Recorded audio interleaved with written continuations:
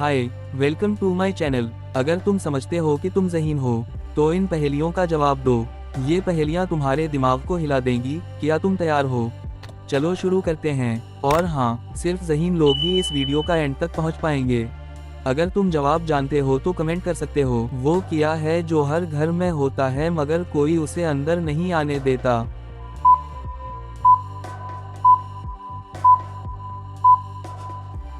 जवाब है अंधेरा।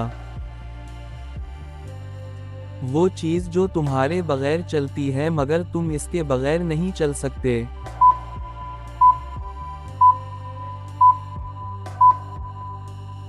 जवाब है दिमाग।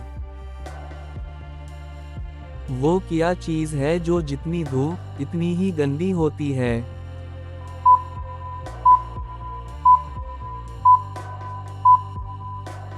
जवाब है पानी। वो कौन सी चीज है जो रोज टूटती है मगर कभी जख्मी नहीं होती?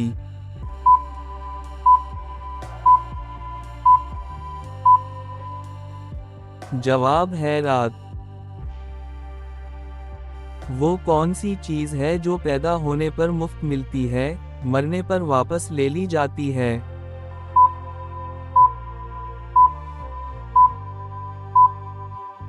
जवाब है सांस। तुमने कितनी पहेलियां सही हल की? नीचे कमेंट में जरूर बताओ। अगर ये पहेलियां पसंद आएं तो वीडियो को लाइक करो और चैनल को सब्सक्राइब कर लो, ताकि अगली जबरदस्त वीडियो सबसे पहले तुम देख पाओ।